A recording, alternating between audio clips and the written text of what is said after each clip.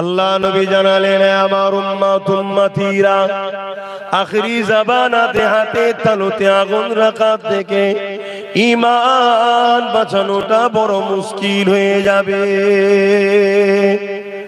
হাতে তালুতে আগুন রাখা সহজ হবে, এর থেকে কঠিন হবে ঈমান বাঁচানো। ভাই, হাতের তালুতে আগুন রাখা কত কষ্ট ভাই, পারবেন? তার থেকেও কষ্ট হলো ঈমান বাঁচানো, এটা সেই সময় তার থেকেও কঠিন। ইয়া রাসূলুল্লাহ, হাবিবাল্লাহ, এরকমটা কেন হবে? আল্লাহ নবী বললেন, আখিরি জামানাতে সকালে মুমিন হবে, বিকালে কাফের হবে, রাত্রে মুমিন হবে, সকালে কাফের হয়ে যাবে। এরকমটা কেন হবে? আখিরি জামানায় আসমানের নিচে জমিনের উপরে সব থেকে নিকৃষ্ট হবে এক দল উলামারা। জোরে বলছেন না কেন? এটা আমার নবীর কথা। আসমানের নিচে জমিনের উপরে সব থেকে নিকৃষ্ট হবে একদল উলামারা। আল্লাহর সৃষ্টির মধ্যে সব থেকে নিকৃষ্ট আমরা জানি তাকে, বলবেন তো? আল্লাহর সৃষ্টির মধ্যে সব থেকে নিকৃষ্ট কে? খিঞ্জিল, শূকর, এটা আমরা জানি তো নাকি? আল্লাহ নবী বলছে তাদের থেকেও নিকৃষ্ট হবে একদল উলামারা। তাহলে নবী যখন বলেছে হবে না, হবে না, তাহলে আমাদের একটু সাবধান হতে হবে না? হবে না? আমি কি ওয়াজ করছি, আপনাদের অসুবিধা হচ্ছে? তাহলে বলুন, পেলেন ঘটনা বলে চলে যায়। আপনার ঈমান থাকবে কি না থাকবে না আপনার আল্লাহ বুঝে নেবেন। আপনার আমার দাদা হুজুরের রুহানি বাচ্চা তো, আপনারা আমাদের বাপ হন, ভাই হন, মা হন, বোন হন, তো তাই তো বুঝাতে চাইছি। আর এই বুঝানোর জন্য ওই নিকৃষ্ট যারা উলামা আছে ওরা আমার পিছনে লাগবে না? লাগবে না? হ্যাঁ, যারা হাক্কানি উলামা তারা বলবে আমি বলতে পারিনি, বেটা বল, তোকে সাপোর্ট কর। সবার দ্বারা সব কথা আল্লাহ বলাই না, সবার দ্বারা সব কাজ আল্লাহও নেয় না।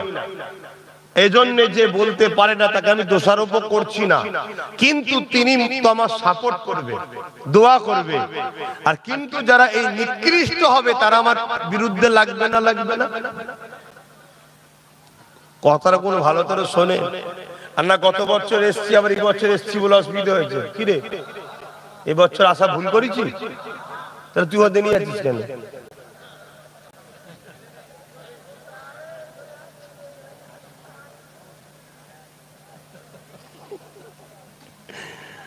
বাচ্চারা আমাদের আদরের জিনিস, তাই না?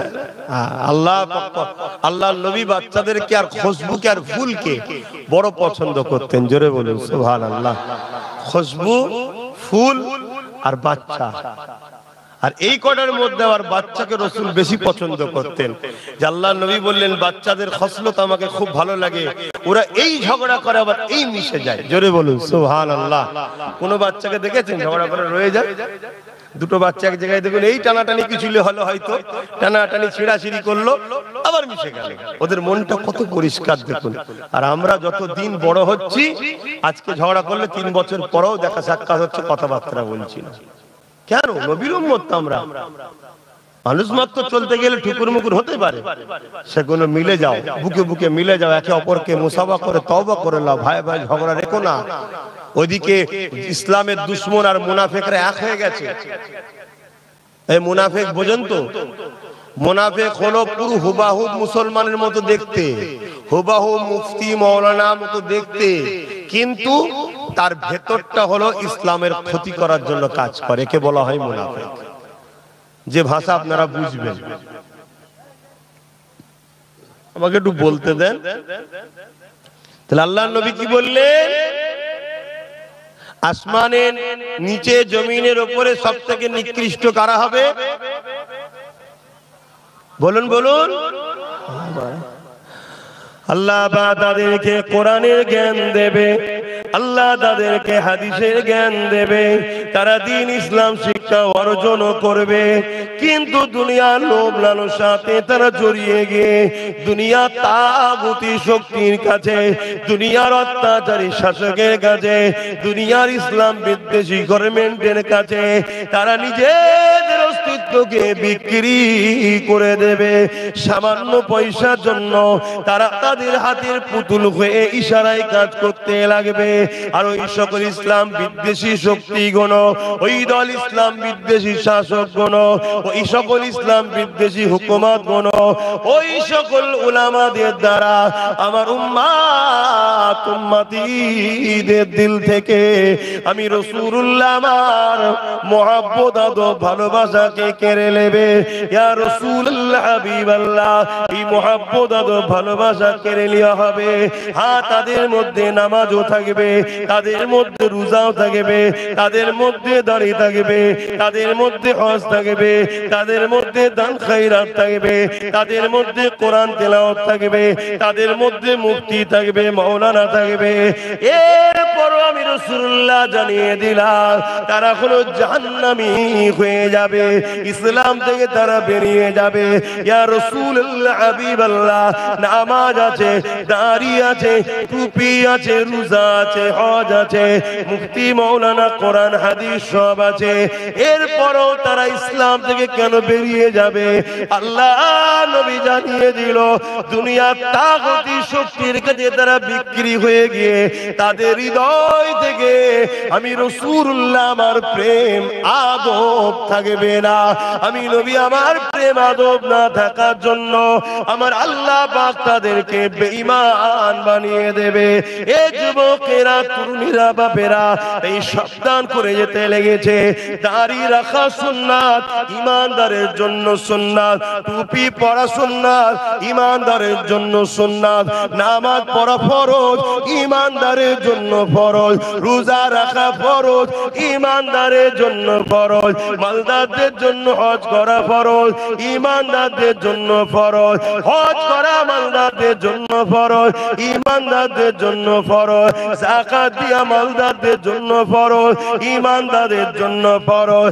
যার ঈমান নাই, এগুলো থাকার পরও কোনো দাম নেই। ঈমানটা কি?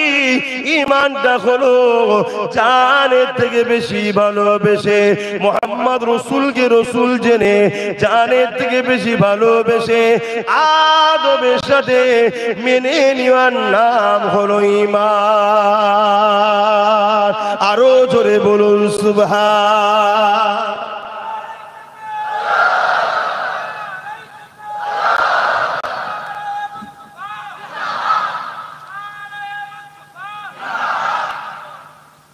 বুঝতে পারছেন তো নাকি? তাহলে মূল জিনিস কোনটা? নবীর প্রেম আদব।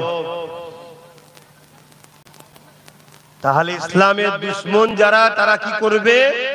ইসলামের মধ্যে ৭২টা নকল দল খুলবে। কটা? জোরে বলে। আর প্রত্যেক দলের মাথায় বসিয়ে রাখবে কাকে? আলেম উলামাদের ঘরে।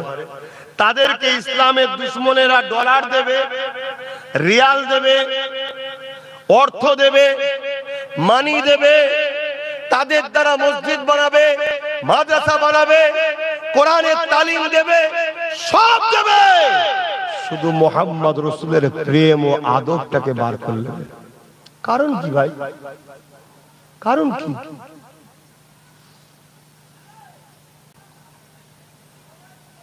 কারণ হলো একটাই, ইসলামের দুশমনরা যুগে যুগে ইসলামকে মিটাবার চেষ্টা করেছে না করে না? একটু সরাসরি দেন, কিন্তু তারা মিটাতে পেরেছে? কেন পারে না? বদরের ময়দানে একটা লড়াই হয়েছিল। ওই লড়াইতে ইসলামের দুশমনরা ছিল ১০০০-এর উপরে। তাদের নেতৃত্ব দিয়েছিল আবু জেহেল, উতবা, সাইবা, আবু লাহাব। তাদের হাতে অস্ত্র ছিল, তরোয়াল ছিল, তীর ছিল, বল্লম ছিল। তাদের ম্যান পাওয়ার ছিল, অস্ত্র পাওয়ার ছিল, মানি পাওয়ার ছিল। তাদের হাতেই তো রাজ ক্ষমতা ছিল। তথাপিও তারা ইসলামের বিরুদ্ধে লেগে সাহাবাদেরকে মিটাতে পেরেছিল। কেন পারেন? সাহাবাদের কি ম্যান পাওয়ার ছিল, মানি পাওয়ার ছিল, রাজ পাওয়ার ছিল? তাহলে পারে না কেন?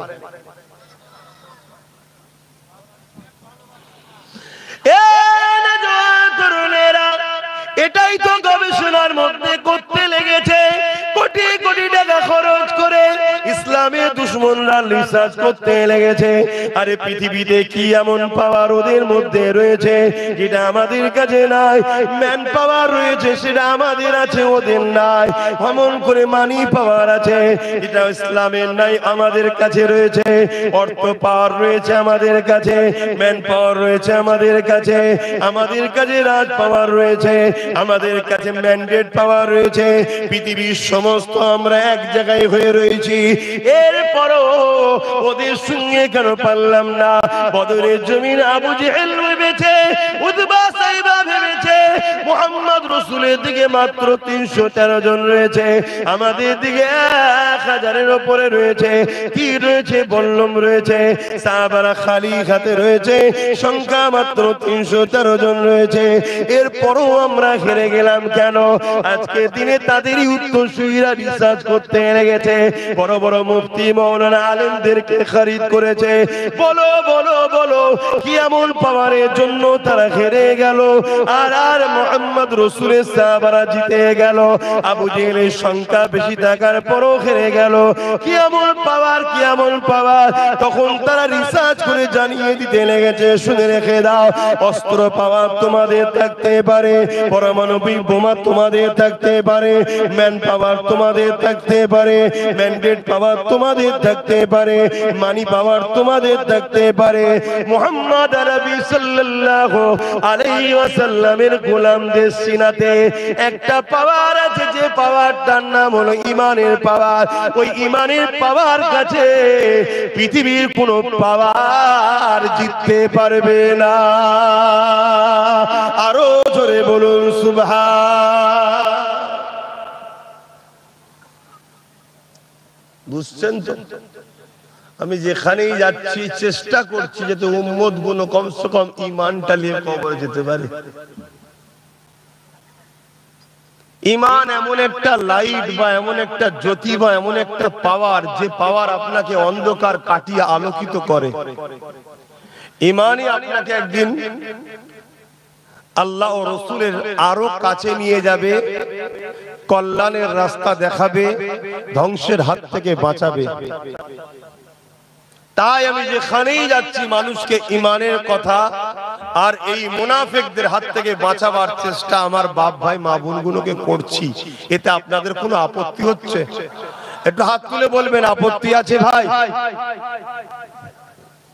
আপনারা কি আপনাদের বাচ্চাদেরকে শিক্ষা দেন না যে বাবা পুকুরের ধারে যেতে নেই, পুকুর বড় গভীর, পড়ে গেলে ডুবে যাবে, বাবা বাবা পড়াশোনা করতে হয়, বাবা কুকুরটা পাগল হয়েছে ওর কাছে যেও না, কামড়ে নেবে, বাবা সাপ কখনো গায়ে হাত বুলাবার জিনিস নয়, ছোবল মারলে মরে যাবে, বাবা বিষ খাবার জিনিস নয়, হারাম মদ জিনিস খাবার নয়। এগুলো বুঝান না? বুঝান না সন্তানদের?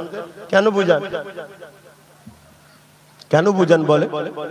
আপনি তার ভালো চান, আপনি তার ভালো চান। কেন ভালো চান? আপনি তার আপন হন, তার সঙ্গে আপনার সম্পর্ক আছে। আপনার সঙ্গে আমার সম্পর্ক আছে না নাই? আমি কি আপনার ভালো চাইতে পারি না? পারি না? হতে পারে আপনি আমার আব্বা সমতুল্য, আমার দাদু সমতুল্য, আমার মা সমতুল্য, আমার দাদি সমতুল্য, ভাই সমতুল্য, বোন সমতুল্য, কিন্তু আপনাদের দোয়াতেই তো আল্লাহ আমাকে একটু হলেও এলেম দিয়েছে। এই এলেম থেকে আমি কি আপনাদেরকে ভালো রাস্তা দেখাতে পারি না? যে এগুলো করবেন না, এসব মুনাফিকদের পাল্লাই পড়বেন না, ঈমান চলে যাবে আখেরি জামানা। কি গো বলা দরকার আছে না নাই?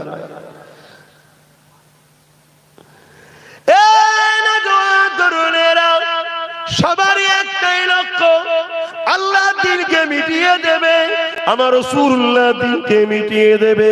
কিন্তু যুগে যুগে যুগে তারা চেষ্টা করে ফেলোয়ার হয়ে গেছে। রাজ ক্ষমতা ইসলামের দুশমনদের দিকে ছিল, ম্যান পাওয়ার ইসলামের দুশমনদের দিকে ছিল, মানি পাওয়ার ইসলামের দুশমনদের দিকে ছিল, ম্যান্ডেট পাওয়ার ইসলামের দুশমনদের দিকে ছিল। এরপরও তারা যুগে যুগে যুগে যুগে পরাজিত হয়ে গেছে।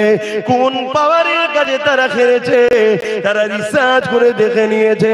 ওই যে উম্মতে মুহাম্মাদির অন্তরে সবুজ গম্বুজওয়ালার যে প্রেম ভালোবাসা আদব রয়েছে, ওই প্রেম ভালোবাসার কাছে এদেরকে কখনো পরাজিত করা যায় না। এই জন্যই তারা কোটি কোটি টাকা খরচ করে নতুন নতুন মুফতি মাওলানা বক্তাদের দ্বারা বিভিন্ন ভাবে টুকরো টুকরো করতে লেগেছে ইসলামকে। কেউ মাওলানা সেজে, কেউ মুফতি সেজে, কেউ বক্তাটা সেজে সেটা আপনাকে বিভিন্ন কথা বলে।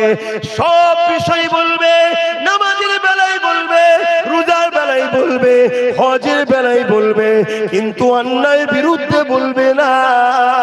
শুধু নাই নাই করো, নাই নাই করো। অথচ আল্লাহ কোরআনে বলে দিলেন, কুনতুম খায়রা উম্মাতিন উখরিজাত লিন-নাসি তা'মুরুনা বিল মারুফ ওয়া তানহাউনা আনিল মুনকার। ইসলামের দুটো সাইড আছে। একটা সাইড হলো অন্যায়ের বিরুদ্ধে সংগ্রাম করা, দ্বিতীয় সাইড হলো নিজেকে ন্যায়ের রাস্তায় পরিচালনা করা। তারা শুধু নাই কথা বলবে, অন্যায় বিরুদ্ধে বলবে না। চোখের সামনে জালিম শাসকরা ইসলামের বিরুদ্ধে কাজ করবে, কোরআনের বিরুদ্ধে কাজ করবে, আল্লাহ দ্বীনের বিরোধী কাজ করবে, সমাজকে মাতাল বানাবার চেষ্টা করবে, জুয়াখোর বানাবার চেষ্টা করবে। যাত্রা, ফাংশন, থিয়েটার, জানাজা বিচারি ভরে যেতে লেগেছে। এইগুলো সব দেখবে, এর বিরুদ্ধে কখনো কথা বলবে না। শুধু তারা ভালো কাজ করে যা বলবে, অন্যায়ের বিরুদ্ধে কখনো বলবে না। এই একটা হলো নমুনা। দ্বিতীয় সব থেকে বড় নমুনা হলো তারা নামাজ, রোজা, দাড়ি, টুপিলে ঘন্টা ঘন্টা ওয়াজ করবে, কিন্তু আমার নবীর শান, মর্যাদা, মাকাম, ইজ্জত, সম্মান আল্লাহ যে আমার নবীকে রুতবা দিয়েছে, ওই শান মর্যাদার আলোচনা উম্মতকে শোনাতে চাইবে না। এটা হলো মুনাফিকদের চরম একটা পরিচয়। তাই আল্লাহ কোরআনে জানিয়ে দিলে, এ আমার হাবিব, মুনাফিক আমি আল্লাহ, আমার দিকে ছুটে ছুটে আসবে, আর আপনার বেলায় মুনাফিক ঠোকর খাবে, হিচকিয়াট করবে।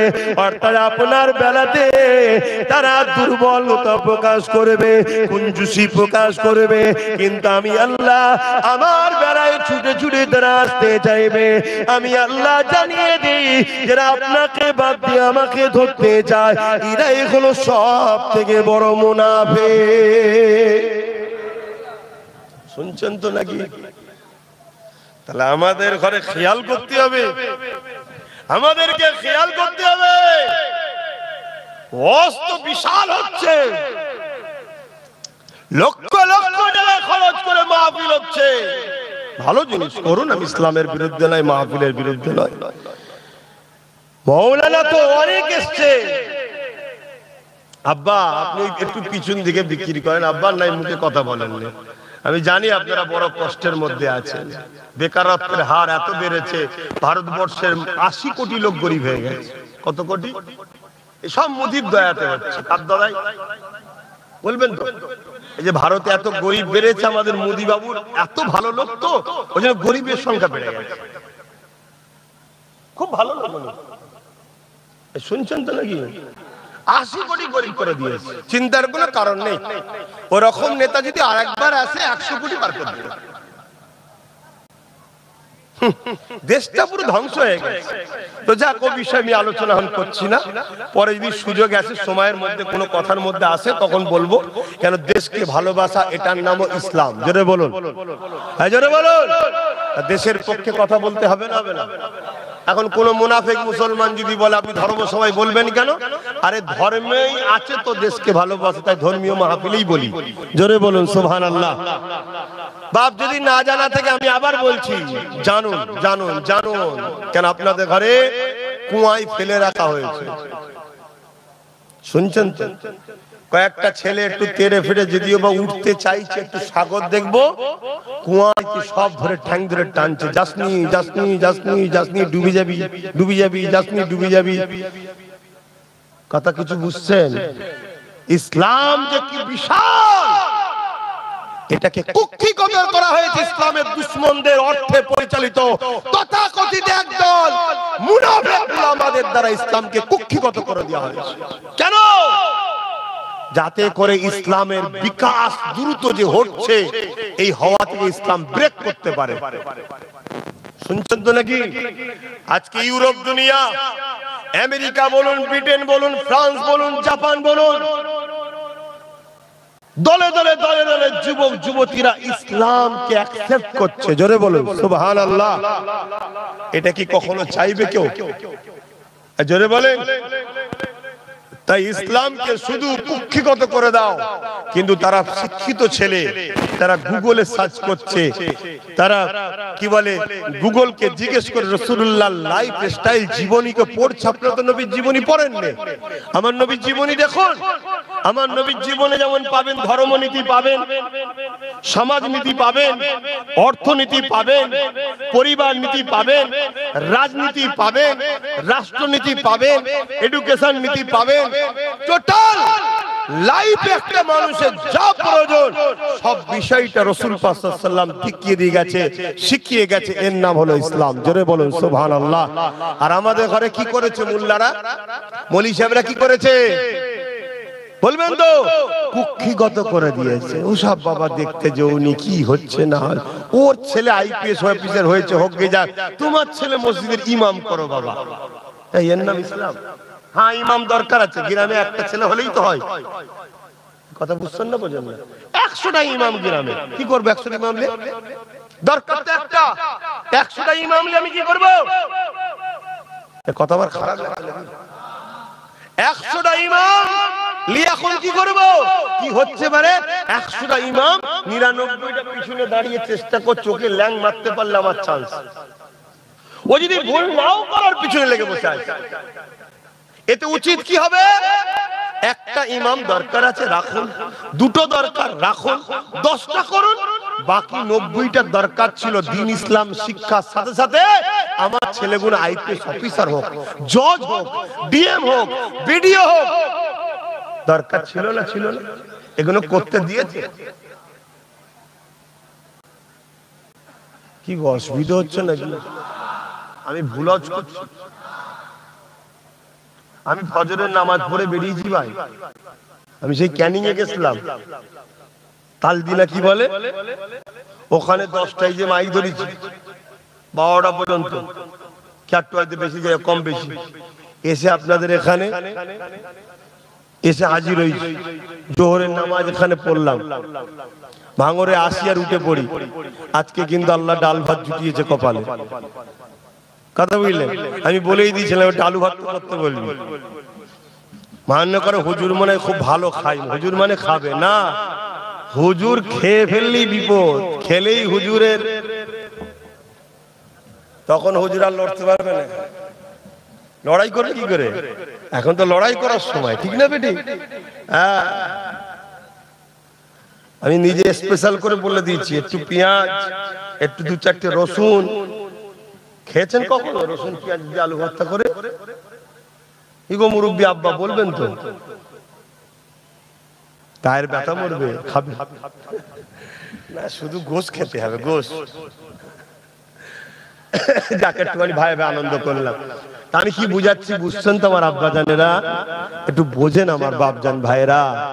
আমাদেরকে শেষ করে দেওয়া হয়েছে, আর এই শেষ করার পিছনে 100-র মধ্যে 90% যারা মেন দোষী তারা হলো তথাকথিত উলামা, বক্তা সেজে মুনাফিক,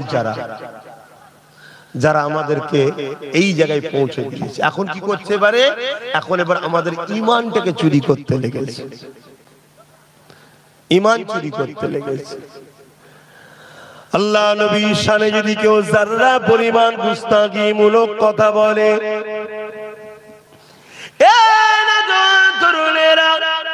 আল্লাহ নবী নূহ নবীর শানে যদি কেউ যারা পরিমাণ অভদ্রপনা কোনো ভাষা ব্যবহার করে ফেলে, আল্লাহ পাক সঙ্গে সঙ্গে তাকে বেঈমান কাফের বানিয়ে দেয়। আর ওই বক্তার আলোচনা শুনে কেউ যদি প্রতিবাদ না করে চুপ করে বসে থাকে, আল্লাহ তাকেও বেঈমান বানিয়ে দেয়। এই শুনছেন তো নাকি? এত চুপচাপ কেন?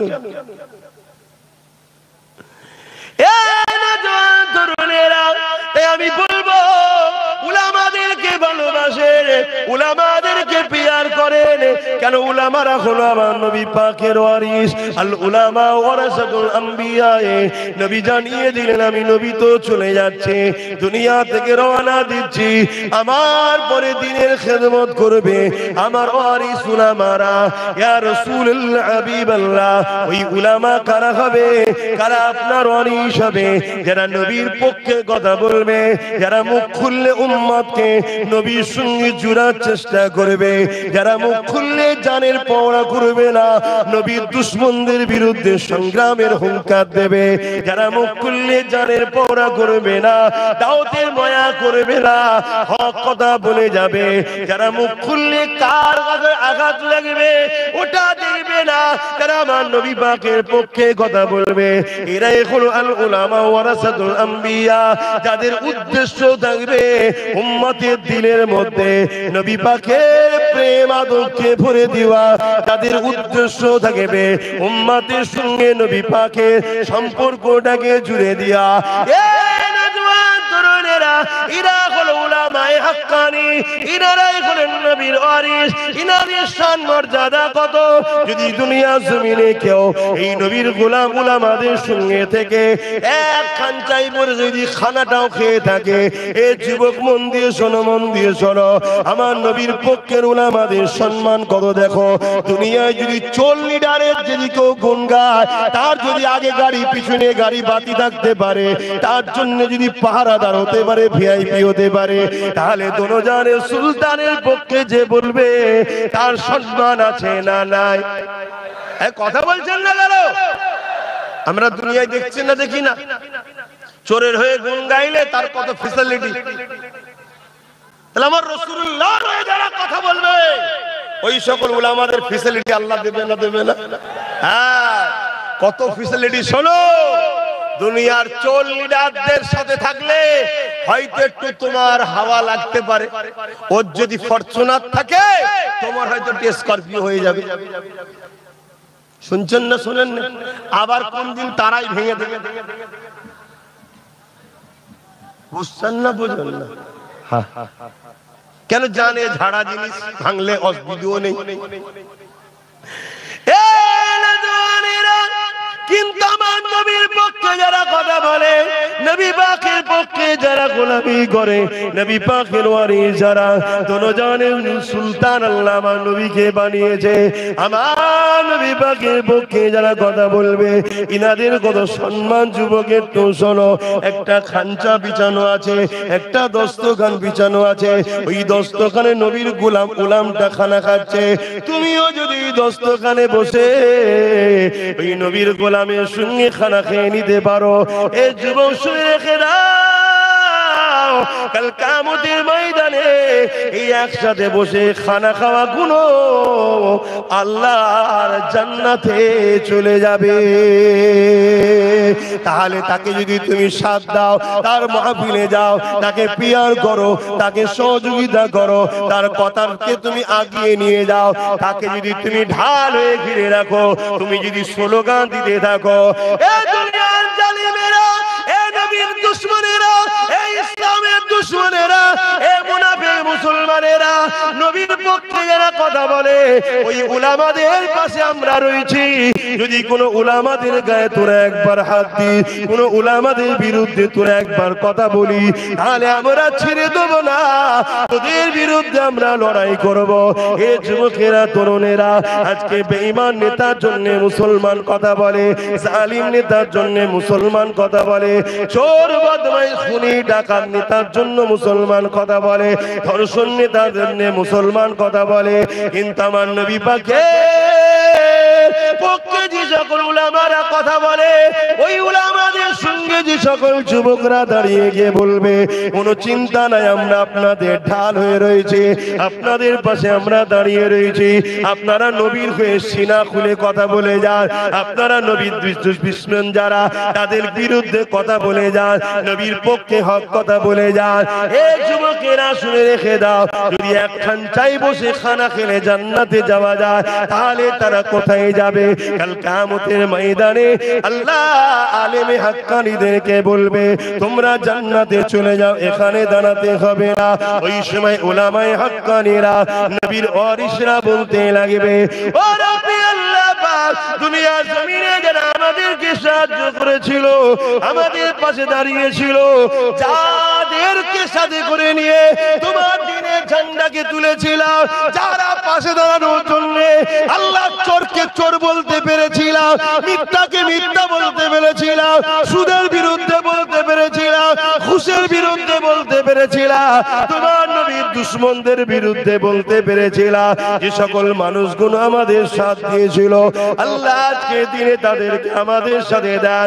আমার নবী পাক জানিয়ে দিলেন যে ওই সমস্ত আলেমে হাক্কানীদের ওসিলায়, উলামায়ে ওয়ারাসাতুল আম্বিয়াদের ওসিলায় আল্লাহ পাক দুনিয়ার ওই সকল মানুষগুলোকে কিয়ামতের দিনে জান্নাতি বানিয়ে দেবে। আরো জোরে বলুন সুবহান। বলো যুবকরা, বাপেরা, মায়েরা, বোনেরা, যারা নবীর হয়ে কথা বলে, হকের হয়ে কথা বলে, তাদেরকে ঘিরে রাখা তোমাদের দরকার আছে না নাই? কথা বলো। লাভটা কি হবে বুঝতে পারছো তো? পরকালে তাদের সঙ্গে থাকবে। হ্যাঁ, ইসলামকে যারা মিটাবে তারা অনেক ফ্যাসিলিটি পাবে। ইসলামের পক্ষে যারা কথা বলবে, দুনিয়ার অত্যাচারীরা, জালিমরা তাদেরকে ফ্যাসিলিটি দেবে না। আর তারা ফ্যাসিলিটির মুখাপেক্ষীও নয়, তারা তোমাদের মুখের দিকে ওসিলা হয়ে একসাথে থেকে কথা বলতে চাই। তোমরা কি তাদের সাথ দেবে না? দেবে না? এটাকে মাথায় বাপেরা, নওজোয়ান তরুণেরা, এ নবী পাকের প্রেমিকেরা, যেসব কথাগুলো আপনাকে বললে দুঃখ লাগবে, ওই কথা আজকে নবীর শানে বলা হচ্ছে। এ যুবকেরা, তরুণেরা, বাপেরা, এখন যদি আপনাকে আমি বলি, আগে তুই ছাগল চড়া, গরু চড়া, তারপরে দেখবো তোকে আমার অফিসে চাকরি দেয়া যাবে কিনা। এ কথা কি তোমার মনে, এ কথা তোমাকে যদি বলা হয় দুঃখ লাগবে না? লাগবে না? আর এই কথা যদি আমার নবীর শানে বলা হয়, ঈমান থাকবে? কথা বলে। আজকাল এই সব কথা সমাজের বুকে শোনানো হচ্ছে না, হয় না? উদ্দেশ্য কি? উদ্দেশ্যটা কি? আমাদের ভেতরের পাওয়ারটাকে কেড়ে নিতে চাইছে। আর এরা এই কথাগুলো বলছে, এদের পিছনে হাত রয়েছে কাদের? জালিম শাসকদের। স্পষ্ট বলে যাচ্ছি, এদেরকে জালিম শাসকরা টাকা দেয়, এদেরকে জালিম শাসকরা ফ্যাসিলিটি দেয়। এরা জালিম শাসকদের প্রশাসনের পাওয়ার নিয়ে এত বড় বড় কথা বলে। এদের বিরুদ্ধে কেউ কিছু বললে আবার সেই নবীর গোলামটার উপরে এরা জালিম শাসকদের জুলুম করবে। শুনছেন না? শোনেন না? হ্যাঁ, আমার ব্যাপারটা একটু আলাদা ভাই। আল্লাহ আমাকে দাদা হুজুরের ঘরে জন্ম দিয়েছে এবং কামলিওয়ালা আমাকে বড় পছন্দ করেছে, হয়তো আমি সব ভয়টাই করি না। আর এরা এতটা ক্ষমতাও নাই আমার পিছনে লাগতে পারবে। শুনছেন তো নাকি? ইনশাআল্লাহ। তো যাই হোক, কিন্তু আমি আপনাদের বাঁচাবার জন্য বুঝাবো না, বুঝাবো না। হ্যাঁ, ধরুন কেউ কোনো জায়গাতে এমন বললো আমার নবীর শানে যে আল্লাহ প্রথম নবীদের ঘরে গরু ছাগল চড়ায়, চড়িয়ে দেখে এরা গরু ছাগল চড়াতে পারে কিনা, যদি পারে তারপরে তাকে নবী করা হবে। এটা কি আমার নবী আলাইহিস সালাম দেখো অপমান না? অপমান নয়। নবীদেরকে যারা অপমান করে, সে যদি মুফতি হয়, মাওলানা হয়, বক্তা হয়, হাজি হয়, গাজী হয়, ওরা ঈমান আছে। আর ওই বক্তব্যটা শুনে যারা যারা চুপ করে থাকবে তার ঈমান থাকবে। তো সমাজে যদি বেঈমান বেড়ে যায়, জালিমদের কাছে ইসলামকে যখন শেষ করবে আর বাঁচাতে পারবে? পলিসিটা বুঝতে পারছেন তো নাকি? এজন্য বলবো, নবীকে ভালোবাসেন, নবীকে পিয়ার করেন। ঠিক তেমনই একদল মানুষ বলে বেড়ায়, আল্লাহ নবী নবীর নাকি মেরাজ কবে কবে হয়েছে, আমার নবী পাক নাকি ঘুমিয়ে ঘুমিয়ে আল্লাহকে দেখেছে, আমার নবী পাক নাকি জান্নাত। বলুন নাউজুবিল্লাহ। আপনাদের কি আকীদা, আমার নবী আল্লাহ দিদারে গেছে না যায়নি? একটু হ্যাঁ কি না বলেন, গেছে না যায়নি? কিন্তু কেউ যদি বলেন নবী ঘুমিয়ে ঘুমিয়ে দেখেছে, তাহলে সে নবীর ওয়ারিস না নবীর ওয়ারিস সে দুশমন? এটা তো আপনাকে ভাবতে হবে। আরে কেমন তুমি নবীর পক্ষে, তুমি নবীর বিরুদ্ধে কথা বল? এটুকু তো কমন সেন্স জ্ঞান থাকা দরকার। হ্যাঁ, আল্লাহ নবী একদিন মদিনা নববী শরীফে বসলেন, বসে সাহাবাদেরকে লক্ষ্য করে বলতে লাগলেন, এ বাবা সাহাবারা, গতকাল রাত্রে আল্লাহ আমাকে নিয়ে গিয়েছিলেন মসজিদে হারাম থেকে মসজিদে আকসা, ওখান থেকে প্রথম আসমান, দ্বিতীয় আসমান, তৃতীয় আসমান, চতুর্থ আসমান, পঞ্চম আসমান, সপ্তম আসমান, সপ্তম আসমান, এইভাবে মসজিদে আকসা থেকে নিয়ে এ মসজিদে হারাম থেকে নিয়ে জিবরিল যেখানে থাকে সিদরাতুল মুনতাহা, ওখান থেকে এমন করে আল্লাহ পাক, এমন করে লামাকান আল্লাহ পাকের আরশে আজিম পর্যন্ত নিয়ে গেছে। এই কথাটা শোনার সাথে সাথে আমার নবীর সাহাবা দাবিদারদের মধ্যে মন দিয়ে শোনেন, যারা এরা মুমিন ছিল, মুসলমান হয়েছিল, কলেমা পড়েছিল, তাদের মধ্যে থেকেও অনেকে এই কথাকে অবিশ্বাস করে বেঈমান হয়ে গেছে। শুনছেন না শুনেন? নবীর দরবারে তারা বসেছিল, নবীকে রাসূল বলে মেনেও ছিল। নবী যে এই কথাটা বললো, বলছে এটা কি করে হয়, কি করে অবাস্তব কথা। হ্যাঁ, রাতের আবার কিছু সময়, রাতের কিছু সময় সুবহানাল্লাযী আসরা বিআবদিহি লাইলান, রাতের কিছু অংশ, পুরো রাত নয়, আল্লাহ মসজিদে হারাম থেকে মসজিদে আকসা, ওখান থেকে সাতবক আসমান, ওখান থেকে সিদরাতুল মুনতাহা, ওখান থেকে আল্লাহর আরশ। এই যুবক, এটা কি সম্ভব? জোরে বলুন, জোরে বলুন। কিন্তু সাহাবা হুজুরদের মধ্যে নবীর দরবারে বসেছিল, তারা নবীকে মেনেছে বলছে।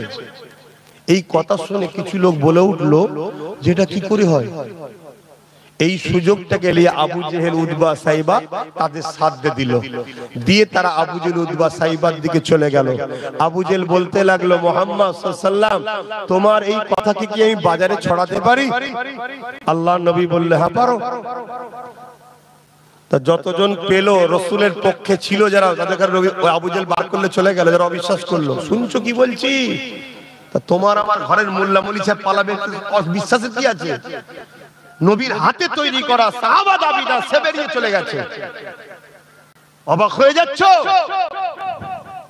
আবু জেহেল তখন তারা মিটিং করছে, এক কাজ করো, এর কাছে না যে ডাইরেক্ট আবু বকরকে যে ধরতে হবে, কারণ উনি হলো রাসূলের সব থেকে বড় পিয়ারা, সব থেকে বড় আশিক। ওইটাকে যদি আমরা বুঝিয়ে কোন রকম ভাবে, যেমন তোমরা চলে আসছো, ওইটাকে সরিয়ে দিয়ে যাই নবীর থেকে, তাহলে সব কটাকে বুঝিয়ে দেবো। শুনছেন তো নাকি? আহা, দল বেঁধে গেছে। আমার রাসূলুল্লাহ দরবারে সিদ্দিক আকবর আসছে, দল বেঁধে গেছে, যে দাঁড় করিয়েছে রাস্তায়। কোথায় যাচ্ছ? আরে নবীর দরবারে যাচ্ছি। তো আবু জেহেল বলছে, হ্যাঁ তোমার নবী। ফাটা কপালে আবু জেহেল বলছে, তোমার নবী? হ্যাঁ, আমার সিদ্দিক আকবরেরই নবী। জোরে বলুন সুবহানাল্লাহ। হ্যাঁ, আমি জানি আমার নবী সবার নবী। জোরে বলুন সুবহানাল্লাহ। তিনি বলছে, রাতের কিছু অংশে নাকি মসজিদে হারাম থেকে মসজিদে আকসায় গেছে, ওখান থেকে ফিরে এসেছে, বাকিটা শোনাই নেই। মানে এ কম বক্তাদের কাছে এইটুকুই বিরাট ব্যাপার, যেটা কয়েক সপ্তাহ বা মাসের রাস্তা, রাতের কিছু অংশে মোহাম্মদ রাসূল ঘুরে আসে কি করে। কিন্তু আল্লাহ কি বলছে? সুবহানাল্লাযী, যিনি নিয়ে গেছেন তিনি কে? যিনি সমস্ত দুর্বল কমজোরি থেকে পবিত্র, তিনি হলেন আল্লাহ। জোরে বলুন সুবহানাল্লাহ। আল্লাহ বলছে, হাবিব, এই ব্যাপারটা নিয়ে আপনি বলবেন না যে আপনি গেছেন, আমি আল্লাহ বলছি আমি নিয়ে গেছি। কারো যদি সন্দেহ হয়, আপনার উপরে নয় আমার উপরে তার সন্দেহ হবে। শুনছেন তো নাকি? তা আবু জেহেল বলছে আর সিদ্দিক আকবরকে কি, যে তোমার নবী নাকি রাতের কিছু অংশে মসজিদে হারাম থেকে মসজিদে আকসা পর্যন্ত গেছে, আবার চলে এসছে। বাকি যে নবী আরো শুনিয়েছিল ওটা বলেন। হায় হায় হায় হায়, কুরবান যাক সিদ্দিক আকবরের কদমে আব্বাস সিদ্দিকীর জানমাল। হ্যাঁ, আমি তিনার ঘরের ছেলে হতেই পেরেছি, জন্ম দিয়েছে আল্লাহ, তিনার ঘরে আমার পাঠিয়েছে, কিন্তু আমার সিদ্দিক আকবরের জুতো ধুলো হতে পারি না। ওহ, কি ঈমান তিনার ছিল আমার নবীর উপরে। সিদ্দিক আকবরের কথা শুনে মুচকেছে, বলছে আমার নবী বলেছে? বলছে হ্যাঁ বলেছে। আমার সিদ্দিক আকবর কি উত্তর দিচ্ছে? আমার নবী যদি বলে থাকে ঠিক বলেছে, তবে শোনো, আমি আবু বকর আমার নবীর উপরে ঈমান এটা, এর থেকেও অনেক দূর যেতে পারে আমার নবী। সাত তবক আসমান পার করে, কাবা কাউসাইন পার করে, আও আদনা পার করে, লা মাকান যেখানে টাইম নাই, ওয়াক্ত নাই, কাল নাই, সেখানেও আমার নবী যাবার ক্ষমতা রাখে। জোরে বলুন সুবহানাল্লাহ, আরো জোরে বলুন সুবহানাল্লাহ। আল্লাহ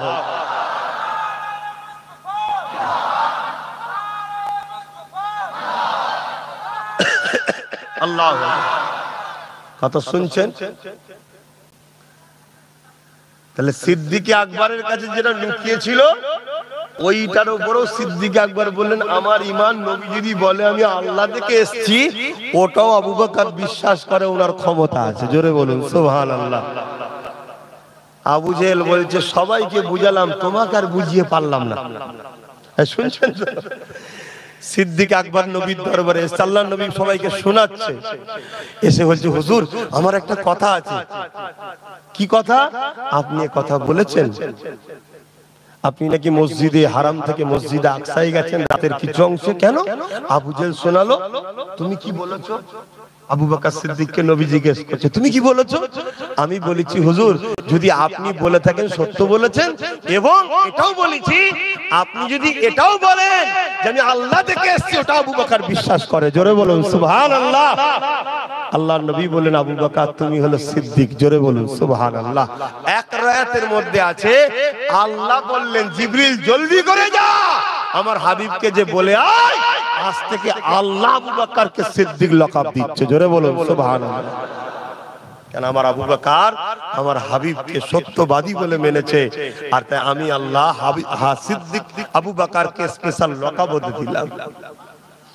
আমি আল্লাহর শুকর, সেই ঘরের ছেলে বলছি, একটু হলেও আমার উপরে বিশ্বাস হচ্ছে তো নাকি? আমি আপনাদেরকে বারবার বলবো উলামাদেরকে দেখুন, উলামাদেরকে দেখুন, তাদেরকে পিয়ার করুন, তাদেরকে মোহাব্বত করুন। যদি তাদের মধ্যে নবী থাকে, আর নবী না থাকে, যত বড় শাইখুল হাদিস হোক, আল্লামা হোক, যাই লাট সাহেব হোক, জুতোর তলায় রাখবেন। কি গো, পারবেন না? পারবেন না? হ্যাঁ, এত বড় ভাষা বলে যাচ্ছি। আপনার গ্রামে মুচি আছে, ভ্যান চালিয়ে খায় গরিব মানুষ আছে, দিন মজুরি করে খায় গরিব মানুষ আছে, ওই মানুষটাকে যদি জিজ্ঞেস করুন আপনি নবীকে ভালোবাসেন, যদি বলে হ্যাঁ আমি ভালোবাসি, ওই মানুষটা জুতো মাথায় তুলে করবেন, কিন্তু যার দিলে নবী নেই, ও যদি বুখারী মুসলিম আবু দাউদ এবং মিশর মদিনা যেখান থেকেই পড়ে এসো, ওকে পায়ের তলার জুতোতে রাখুন। কেন? মুনাফিক। ও মুনাফিক, আমার নবীর দ্বীনের দুশমন, গাদ্দার, উম্মতে মুহাম্মাদের ঈমান চুরি করতে বেরিয়েছে। আর আমার নবীর উম্মতের ঈমান যদ্দূর আছে, এ যদি হালকা বয়সে গুনাহ করে ফেলে, হালকা বয়সে প্যান্ট শার্ট পরেও ফেলে, হালকা বয়সে আরো কিছু ভুল করে ফেলে, যদি ঈমান থাকে আল্লাহ একে মিটিয়ে দেবে না, হয়তো একটু টাচ দেবে শুধরাবার জন্য, মিটিয়ে দেবে না। কারণ এর দিলে আমার বন্ধু আছে, একে পরিবর্তনের জন্য টাচ দেবে, ধাক্কা দেবে, ঝড় দেবে, যাতে করে বান্দা শুধরে যায়। ঈমান একদিন ওকে তওবা করিয়ে আল্লাহর জান্নাতে নিয়ে যাবে। জোরে বলুন সুবহানাল্লাহ। আরো চিৎকার দিয়ে বলুন সুবহানাল্লাহ। আপনারা বলুন লাব্বাইক লাব্বাইক লাব্বাইক, নারায়ে তাকবীর। এটা মাথায় রাখবে, আমার নবী যার দিলে নেই তার কিচ্ছু দাম নেই। এ ফয়সালাটা কে করেছে? আচ্ছা, এই যে দুটো হাত কে বানিয়েছে? দুটো পা, দুটো চোখ, দুটো কান, দুটো কিডনি, সব আল্লাহ বানিয়েছে। বানাবার পরে জানটা দেয়নি। এটার কিছু কাজ আছে? জোরে বলুন, এটা পুরো বেকার। আর জানটা দিয়েছে, একটা হাত দিয়েছে, জানটা দিয়েছে, একটা পাও নেই, জান দিয়েছে, একটা চোখও নেই, তারপরেও চলা যাবে না? যাবে না? কথা বলছে না তো। তা হালকা বয়সে একটু নাই ভুল ভ্রান্তি করছে ছেলেগুলো, কমসে কম বেঈমান তো নয় এরা, এরা তো নবীর দুশমন নয়। কিন্তু এদেরকে বেঈমান বানাবার জন্য একদল দাড়িওয়ালা টুপিওয়ালারা উঠে পড়ে লেগেছে, আর ওদেরকে সাহায্য করছে কারা? ইসলামের দুশমন শাসকরা। ওদের সঙ্গে দেখবেন সব সময় জালিম অত্যাচারী শাসকদের সঙ্গে উঠা বসা, একসাথে গল্প গুজুর গুজুর। ওরা কিছু করলে যদি ব্যাটার খাত না করে তাও ওদেরকে দাওয়াত করবে। আর এই দুশমন জালিম হুকুমত গুলো যদি মেয়ের বিয়ে দেয় তাও দেখবেন এই মৌলভী সাহেব গুলোকে ঠিক দাওয়াত করবে। এই কথা শুনছেন না? অতএব বাপ সাবধান করে যাচ্ছে, আপনার আমার পীরের বাচ্চা, আমার দাদা হুজুরের রুহানি বাচ্চা, সতর্ক করে যাচ্ছি, সাবধান হন। মুনাফিক চেনেন, মুনাফিক চেনেন। আমার রাসূল জাত দিলে নাই তার কোনো দাম নাই। তাহলে আমার নবী পাক সাল্লাল্লাহু আলাইহি ওয়াসাল্লাম মেরাজে গিয়েছিলেন না জানলে? জোরে বলুন। হ্যাঁ, অনেক মুনাফিকরা বলে আম্মাজান আয়েশা হুজুর নাকি বলেছে যাইনি। আরে আম্মাজান আয়েশা হুজুর যখন তুমি রয়াত করছো তখন আম্মাজান আয়েশা হুজুরের সঙ্গে আমার নবীর নেকাই হয়নি। তাহলে বললো কি করে? কিভাবে আমাদেরকে ভড়কাচ্ছে দেখেছেন? কিভাবে ভড়কাচ্ছে, খুব সাবধান। এবারে আসুন কিভাবে মেরাজে গিয়েছিলেন ওই বিষয়ে একটু সংক্ষেপে বলবো, শুনবেন? হাত তুলে বলুন শুনবেন। নারায়ে তাকবীর। আল্লাহ নবীর কাছে হযরত জিবরাইল আলাইহিস সালাম আল্লাহ পাঠিয়ে দিলেন। হযরত জিবরাইল চলে আসলো, বুরাক নিয়ে চলে আসলো। হযরত জিবরাইল আলাইহিস সালাম ওই বুরাক নিয়ে আমার নবী পাকের দরবারে চলে এলেন। বুরাক হলো জান্নাতি একটা সওয়ারি। জান্নাতীরা যখন জান্নাতে যাবে, জান্নাতে ঘোরাফেরা করবে কিসে চেপে? দুনিয়ায় নাই গাড়ি চাপছো, বাস চাপছো, ট্রেন চাপছো, উট গাধা ঘোড়া চাপছো।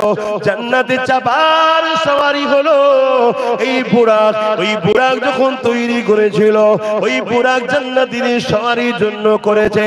ওই বুরাককে নিয়ে আল্লাহ নবী দরবারে চলে আসলেন। বুরাক কাকে বলা হয়? বুরাক থেকে বিজলি নামটা এসেছে। বুরাক থেকে বিজলি নামটা এসেছে। কেন বিজলি বলা হয়েছে? বুরাক যেমন দ্রুত গতিতে যায়, বিজলি কারেন্টও তেমন দ্রুত গতিতে আসে। আল্লাহ নবীর দরবারে চলে এলেন। আল্লাহ নবী ঘুমাচ্ছে দেখে হযরত জিবরাইল আমার নবী পাককে উঠালেন না। আরে আমার আল্লাহ তো পাঠিয়েছে, আল্লাহ দিদারে যাবে, দাওতে যাবে। জিবরাইল তো ডাক দিয়ে তুলতে পারতেন, সালাম দিয়ে তুলতে পারতেন, কি হালকা করে গায়ে হাত দিয়ে লাড়িয়ে তুলতে পারতেন, কিন্তু জিবরাইল তুলছে না। কেন তুলো না গো জিবরাইল? আরে জিবরাইল, তুমি তো ফেরেশতাদের সরদার, আর আল্লাহ তোমাকে পাঠিয়েছে।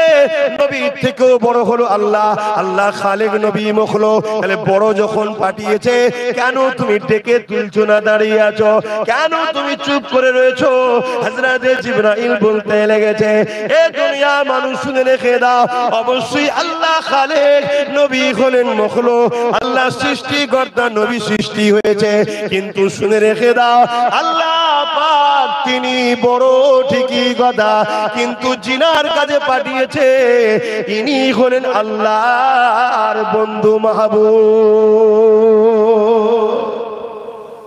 তাই আমি জিবরাইল, আমার ভয় হয় ডাকতে গিয়ে যদি বিয়াদবি হয়ে যায়। শুনছেন তো? ফেরেশতা জিবরাইল বলছে আমার ডাকতে গিয়ে যদি ভুল হয়ে যায়।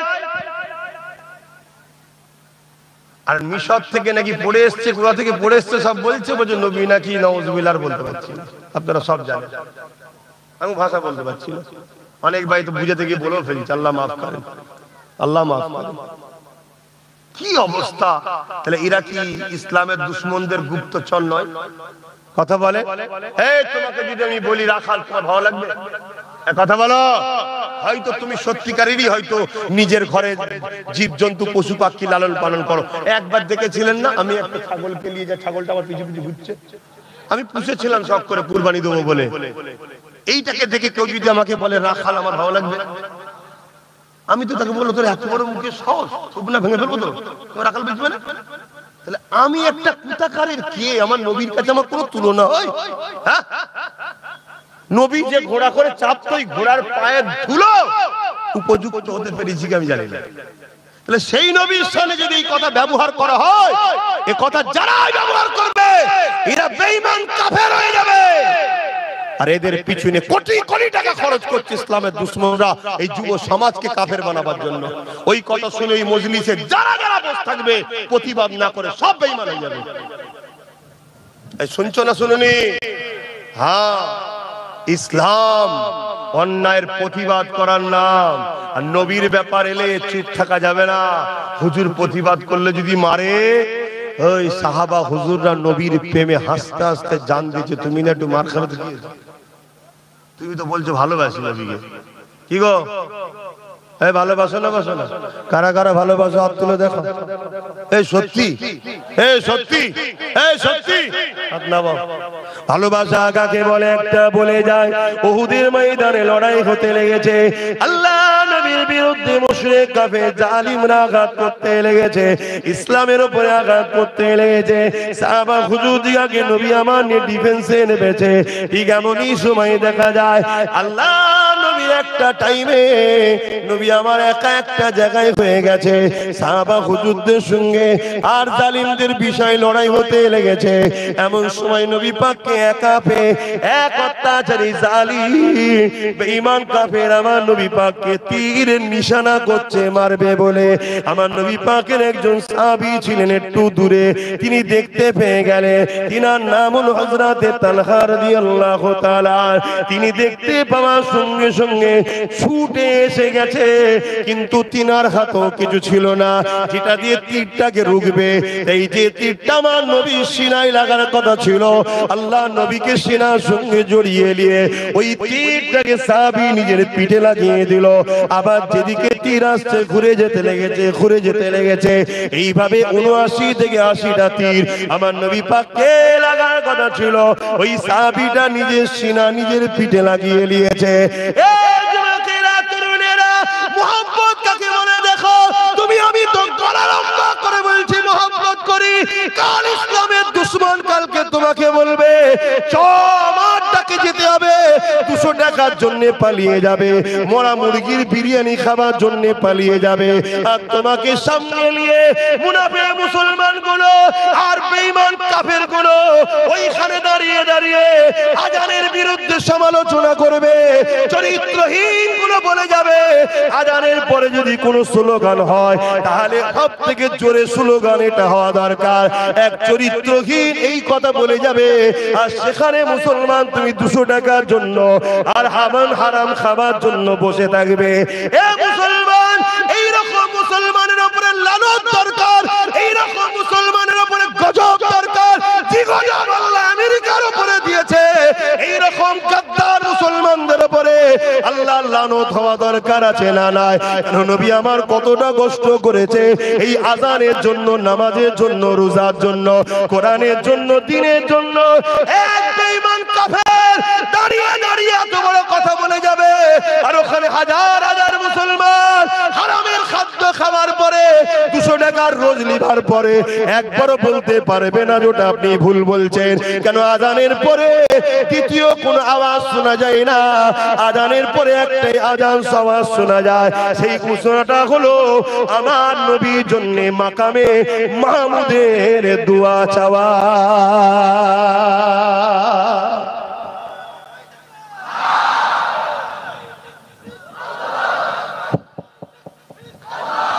এই কথা ভুল বলছি? এইরকম যদি মুসলিম এলাকায় এসে ইসলাম বিদ্বেষী কুকুরগুলো যদি এত বড় বড় কথা বলে যায়, আর এর প্রতিবাদে যদি মুসলিম সমাজ তাদের বিরুদ্ধে আন্দোলন না করে, তাদেরকে বয়কট না করে, তাদেরকে যদি ডিভোর্স না দেয়, তাদের বিরুদ্ধে যদি আওয়াজ না তোলে, তাহলে কিসের ইমানদার দাবি করো? বলো। এর বিরুদ্ধে প্রতিবাদ হওয়া দরকার, এর বিরুদ্ধে মিছিল হওয়া দরকার, এর বিরুদ্ধে আন্দোলন হওয়া দরকার। এ জাহান্নামের কুত্তা বেঈমান, তুই যাকে ভালো লাগে তাকে নিয়ে থাকবে যা, যাকে পছন্দ হয় তাকে নিয়ে থাকবে যা। তোকে এই সাহসটাকে দিল, তুই এই কথা বললি কি করে যে আযানের পরে যদি কোনো ধমনী জোরে শোনা যায় সেটা হলো অমুক স্লোগান, এটা দিবার সাহস সাহস তোকে কে দিল? এটা বলা দরকার ছিল না ছিল না? কিন্তু একটা মোল্লা মৌলী সাহেব ইমাম সাহেব পীর সাহেব কথা বলেছে। কথা বলো, কেউ প্রতিবাদ করেছে? কেউ প্রতিবাদ করেনি, কেউ প্রতিবাদ করেনি। তোমার নবীর গোলামটা প্রতিবাদ করছে, তোমাদের খারাপ লাগছে? কিন্তু এই প্রতিবাদ করার জন্য কি বলবে? আগামী দিন জলসায় আসতে দেবো না। কেন আসতে দিবিনি রে? না, আমাদের হাতে রাজ ক্ষমতা আছে। তাহলে রাজ ক্ষমতা যখন শয়তানের হাতে চলে যায়, সেটা ইসলামকে মিটাবে? এই রাজ ক্ষমতা যখন ইসলামের দুশ্মনের হাতে চলে যাবে, সেটা ইসলামকে মিটাবে? তা তোমার পেটের জন্য, তোমার দুটো টাকার জন্য, তোমার ভাতের জন্য তুমি ইসলামের দুশ্মনকে ক্ষমতায় বসাচ্ছ? বুঝতে হবে না? হ্যাঁ, ওর তো উচিত ছিল ও যা করছিস করবে, যে আমার ইসলামের বিরুদ্ধে কথা বলবি না। ঠিক না বেঠিক? আর কতদিন মুসলমান নিজের ধর্মকে এত অপমান করবে? হ্যাঁ, আর কতদিন করবে? মাদ্রাসায় নাকি জঙ্গি পাওয়া যাচ্ছে। এই মাদ্রাসায় জঙ্গি পাওয়া যায় মানে কি?